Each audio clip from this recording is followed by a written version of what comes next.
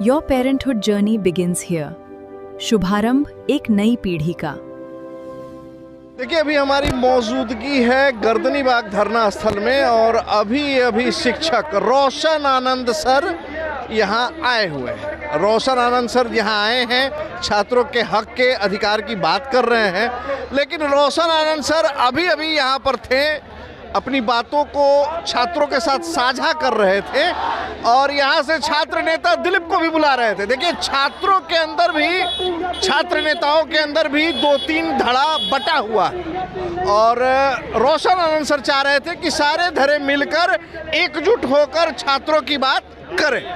रोशन आनंद sir अभी कहाँ गए हैं? वहाँ दिलीप जी के पास गए हैं। दिलीप जी वहाँ पे TRE 4 के लिए वहाँ पे आंदोलन कर रहे थे। रोशन सर गए हैं वहाँ पे, सबको एकजुट होना है। जब एक एग्जाम बिहार करा रही है, सबको एकजुट होना चाहिए और एक सरकार से अलग अलग मांग जाएंगे तो किसी का मांग नहीं पूरा होने वाला। पे साथ सब एक ही है, सब एक ही जगह का फॉर्म भरता है। टीचर का भी भरा हुआ है, बिहार SSC का भरा हुआ है और बिहार पुलिस जो भी दरोगा सबको एक ही देने वाला है।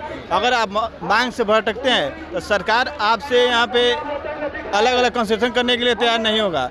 हम लोग का मांग होना चाहिए कि सबको एक हो, एक सरकार के तरीके से हम लोग जाएँ और सरकार जैसे भी तरीका अपनाए, हम लोग एक तरीके से बात करें और इस पर विचार विमर्श हो और सरकार इस पर सोचे।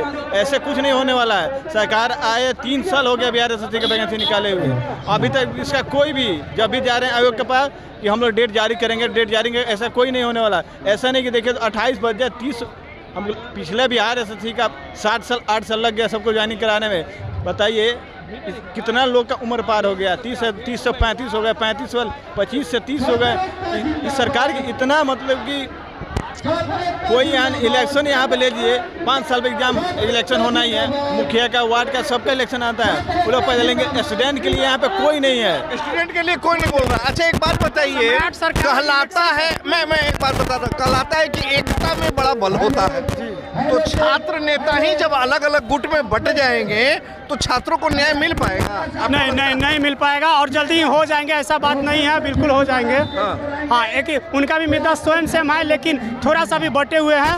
वो TRE 4 पर ज़्यादा फोकस किए हुए हैं। एक ही हो जाएंगे, ऐसा नहीं है। लोगों की क्या मांग है? आप कब से आए हैं? अपना परिचय दीजिए। मेरा नाम पीयूष रतन है और हम पटने से ही हैं और TRE 4 का PGT का हम तैयारी करते हैं। PGT इस बार आप अपेयर होंगे, एग्जाम देंगे। सम्राट सरकार बोले थे कि इलेक्शन टाइम 1 करोड़ जॉब देंगे, गवर्नमेंट जॉब, 1 करोड़ जॉब देने के लिए 32,000 ठीक से नहीं दे पा रहे हैं। 32,000 में उनका तुरंत आएगा, शीघ्र आएगा, रोस्टर करके कम से कम 6 महीना इधर खींचे। इलेक्शन के टाइम से ही, इलेक्शन के टाइम में वो एग्जाम का डेट, रिजल्ट सब कुछ अनाउंस कर दिए थे। उस समय लाखों वैकेंसीज होगी, ऐसा भी बोला गया। हाँ, लाखों वैकेंसी, 1 करोड़ नौकरी के देने के लिए बात किया गया था। लेकिन अभी तो 32,000 वो नहीं दे पा रहे हैं। उसमें डबल एग्जाम का, निगेटिव का ये प्रेशर, एग्जाम के टाइम पर ही नियम चेंज करके वो ठीक नहीं किए हैं। 3 साल से हम लोग तैयारी कर रहे हैं। अगर आपको प्री मेंस लेना था तो 1 साल पहले बता देते, 6 महीना पहले बता देते। आज आपको एग्जाम लेना है, आज बोल रहे हैं प्री मेंस, कैसे चलेगा? आप हमको पहले सूचित कर देते।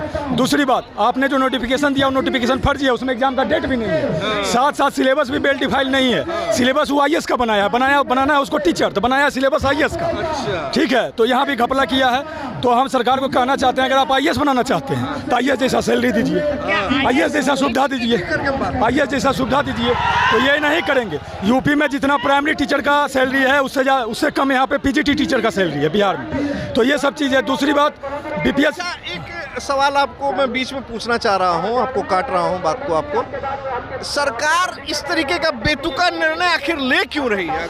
हमको नहीं पता क्यों ले रही है। या तो सरकार में बैठे अधिकारी इनकॉम्पिटेंट हैं, ठीक है, उनको समझ में नहीं आ रहा कि हमको शिक्षक बनाना है कि IAS बनाना है। ये पॉलिटिकल बयान है कि हमको IAS बनाना है, जबकि शिक्षा में पॉलिटिकल बयान नहीं करना चाहिए।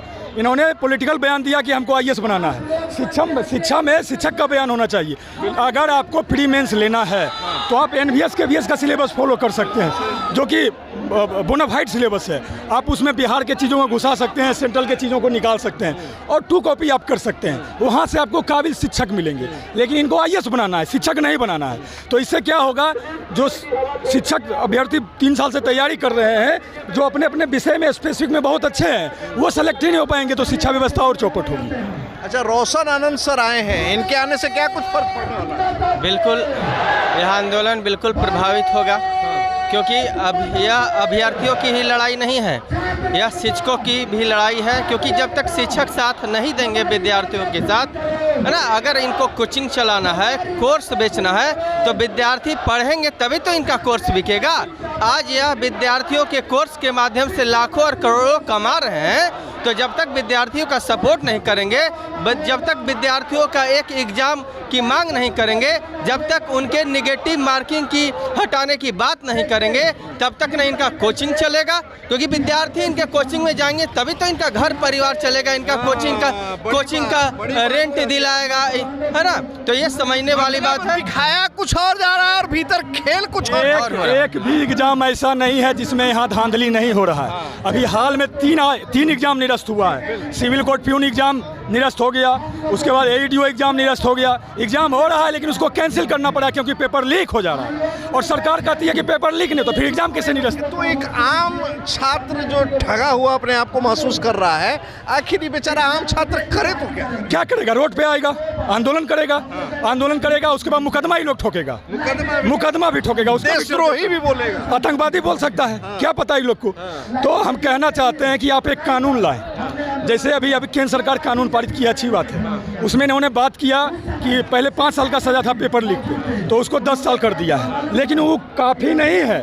आप उसको, अगर आप लिबरल स्टेट हैं, कितना जांच होता, मेरा भी उम्र हो गया 45 साल, कितना जांच हुआ और कितना लोगों को सजा मिलता है? किसी को नहीं मिलता है। इसमें पार्टी का लोग शामिल होता है, पार्टी फंडिंग होता है, एग्जाम से पेपर लीक करा के लोग पार्टी फंडिंग करता है, इसमें अधिकारी शामिल होता है, नेता शामिल होता है, तो इसीलिए ये लोग कानून भी हल्का बनाता है। बड़े बड़े कोचिंग माफिया भी इसमें शामिल, बिल्कुल, कोचिंग माफिया भी शामिल होते हैं, शिक्षा माफिया शामिल होते हैं। तो इनका कानून बहुत आसान रहता है, जिससे अगर इनको बाय द वे ऐसे तो सही नहीं, कानून किताबों में बहुत लंबा चौड़ा लिखा हुआ है, लेकिन धरातल पर शायद उतना नहीं हुआ। इस बार थोड़ा सुधार हुआ है, फास्ट ट्रैक कोर्ट की बात की गई है, जो कि अच्छी बात है। चलिए लेकिन हम देखेंगे। तो देखिए, ये छात्र लोग हैं और इनका स्पष्ट तौर से कहना है कि लगातार हमारे हक में चीजें हो ऐसी बताई जा रही है, कही जा रही है, लेकिन धरातल पर अगर हम देखते हैं तो कोई भी एक काम ऐसा नहीं हो रहा है जो छात्रों के हित में हो। देखिए, अभी रोशन आनंद, मशहूर शिक्षक, गर्दनीबाग धरना स्थल पर पहुंचे हैं और वो चाह रहे हैं कि छात्रों की आवाज़ को आगे बढ़ाएं और छात्र नेताओं के जो गुट हैं, इन तमाम गुट को एक करे, ताकि बिहार सरकार पर प्रेशर बने और बिहार सरकार अपनी बातों को, जैसे कि BPSC TRE 4 की बात की जाए या अन्य एग्ज़ाम्स की बात की जाए, उनमें छात्रों की बातों को सुने और उसके अनुसार फिर कार्रवाई करें। खबरों में हमारा लगातार, गर्दनीबाग में हमारा लगातार हम बने हुए हैं और यहाँ की पल पल की खबरों को आपके साथ साझा करते रहेंगे। फिलहाल के लिए दे इजाज़त, नमस्कार।